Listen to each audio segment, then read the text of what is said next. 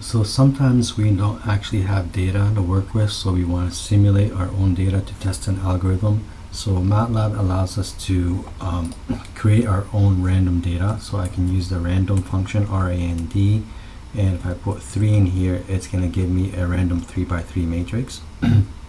And the key here, when I do rand3, it's going to give me this 3 by 3 matrix, because I put the 3 in there. That's of values ranging from 0 to 1. So if you look at the values here, they're going to range from 0 to 1. So if I say random 5, it's going to give me a 5 by 5 matrix. I can also go in here and say, well, I want random 1 by 5, and it's going to give me 1 by 5 matrix. Or I can do, 5 by 2 matrix, and it's going to generate, all those will generate random numbers.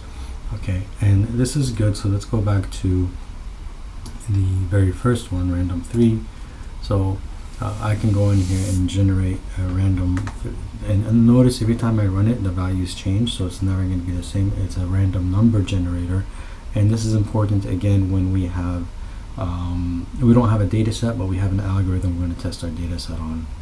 Okay, I can go in here and I'm going to define something here. I'm going to say x equals RAND,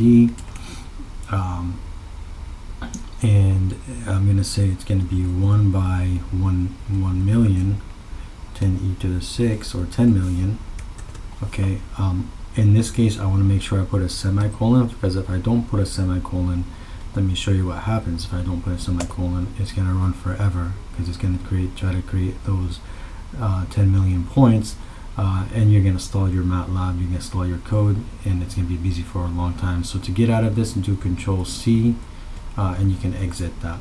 Okay, so in general, when you do have a huge data set, you want to suppress it by putting a semicolon, and just press SX, enter, and then it's going to populate without having to display every single one of those data sets. And the reason why I did this huge data set here is because if I take the average, the mean of this matrix, it's going to be 0.5.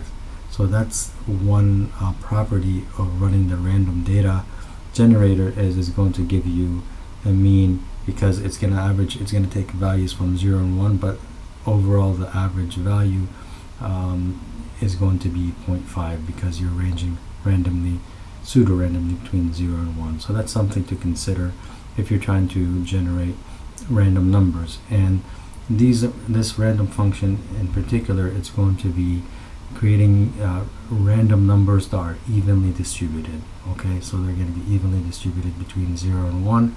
That's why when you do the mean, it's going to be 0.5. Now there's another function that we can utilize, which is going to be called random n. Let's go ahead and put that in here. Let me clear the screen.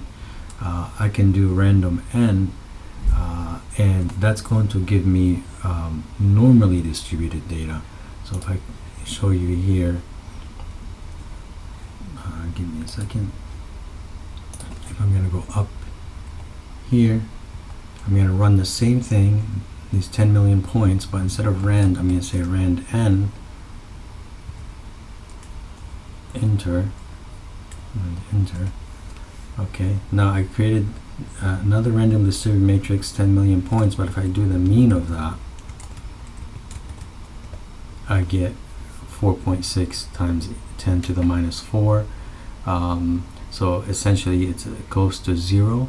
So this randomly, this random n, is what it's doing is creating normal distribution, and what it's doing is creating values between 0 and 1. Okay, it's creating values of 0 or 1, and it's going to have a standard deviation. If I do SDD here of x, it's going to have a standard deviation of about 1, okay, or very close to 1. So if I do random n3, okay, it's going to range from 0 and 1 roughly. And if I do, let's just do another random 5, we get these values here. Okay, but the key thing is, if I do the mean of that, it should give me a mean about 0, and the standard deviation should be around 1. Okay.